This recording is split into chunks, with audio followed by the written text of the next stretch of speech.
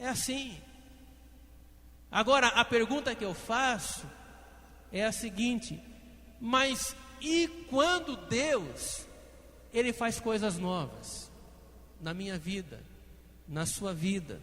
E quando Deus, Ele realiza milagres na minha vida, na sua vida? E quando Ele muda as circunstâncias, quando Ele transforma as circunstâncias, quando nós provamos das maravilhas do Senhor, como reagimos? Como você reage? Como você se comporta? Meu irmão, algumas pessoas não testemunham, algumas pessoas sequer compartilham, aí algumas não se alegram, não comemoram. A Bíblia diz assim, para nos alegrarmos em Deus pelas vitórias. A Bíblia fala que uns confiam em carros, outros em cavalos, mas nós faremos menção no nome do Senhor, o Deus dos exércitos. Por isso nós podemos celebrar a nossa vitória nele, porque Ele é a nossa vitória. Aí a gente não se alegra, a gente não comemora, e Deus diz: alegrai-vos. E Paulo escreve a carta lá aos Filipenses, e a tônica da carta é esta: alegria. Aí ele diz: irmãos, alegrai-vos no Senhor. Outra vez vos digo, alegrai-vos no Senhor. Regozijai-vos no Senhor, alegrai-vos no Senhor, independentemente das circunstâncias, alegrai-vos no Senhor, porque Ele é a fonte da nossa alegria. Amém, irmãos? Ele é a fonte da nossa alegria.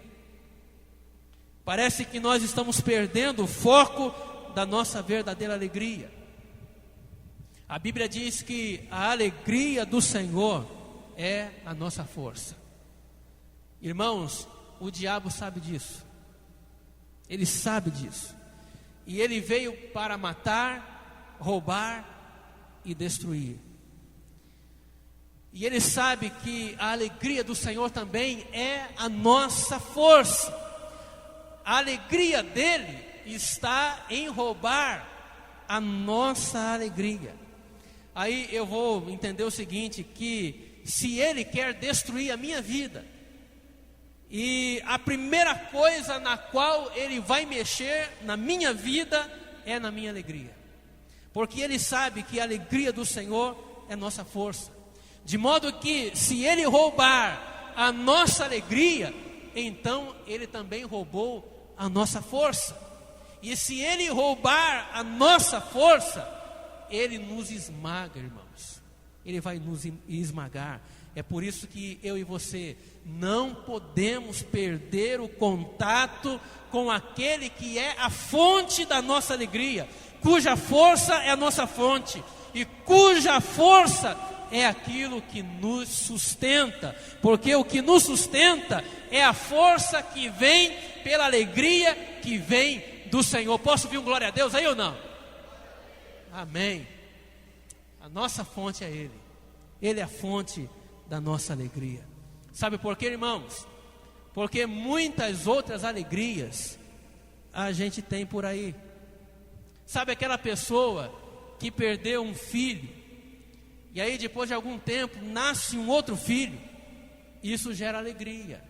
Sabe aquele irmão que estava desempregado, depois de 3 anos desempregado, ele consegue emprego, esse emprego, seja ele qual for, gera alegria.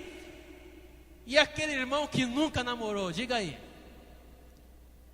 diga lá, aquele irmão que nunca namorou, que nunca conseguiu arrumar uma namorada, e quando arruma, meu Deus do céu, isso é motivo, não é motivo de alegria, é motivo de extremamente alegria, uma alegria extrema.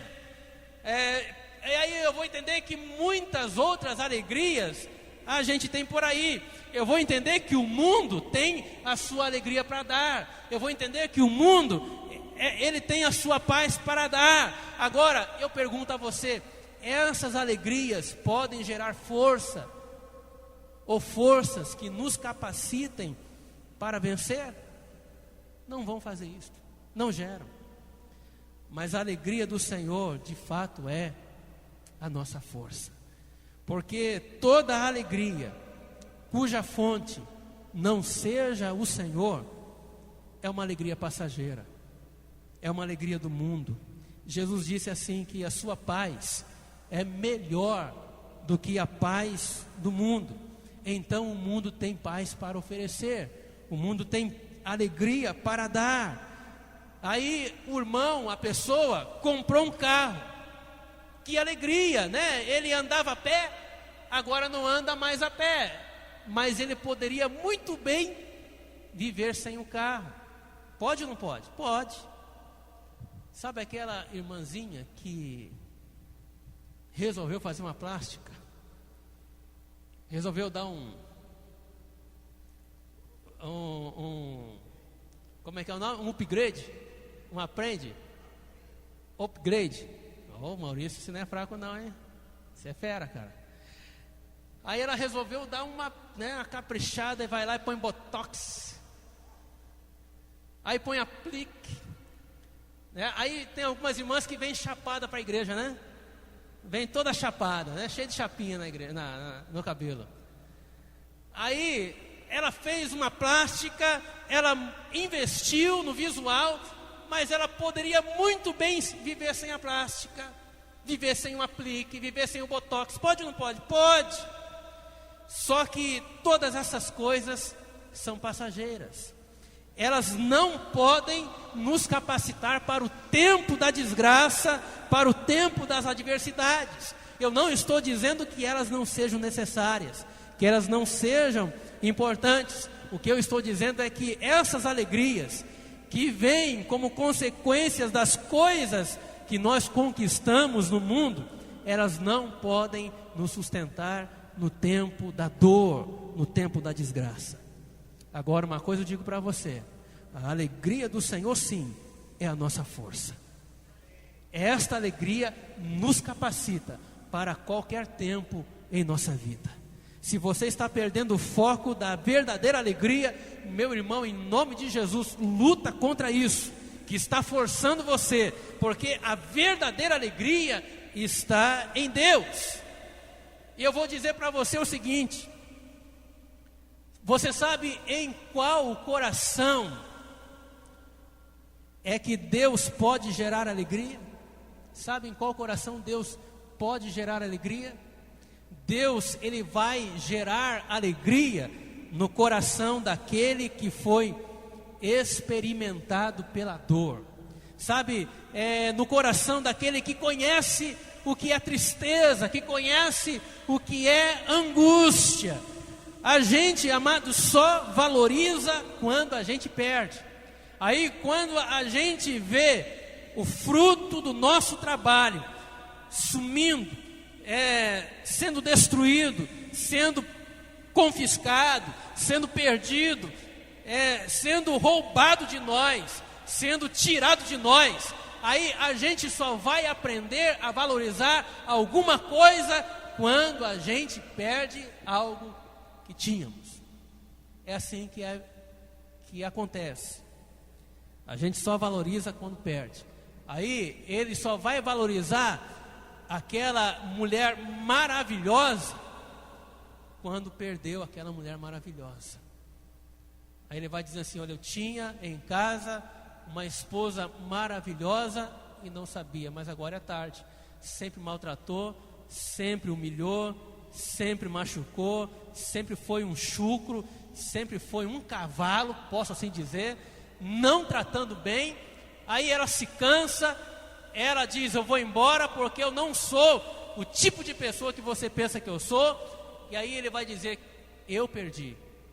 Só que é tarde. Aí ele vai ficar frustrado, doente, porque perdeu o emprego. Por quê? Porque era relapso, relaxado, porque não era responsável, porque agia de forma tão irresponsável que foi cortado da empresa. Aí agora ele passa fome, agora ele não tem dinheiro para pagar as contas. Aí ele vai dizer assim: por que eu não fui mais responsável? Só valoriza quando perde. Assim sou eu, assim somos nós. A gente só aprende a valorizar as coisas quando já não as temos mais. Aí eu tenho certeza que existem pessoas que já passaram, ou quem sabe estejam passando por perdas irreparáveis na vida. E o Senhor sabe da dor que está sendo gerada aí no seu coração. O Senhor sabe disso.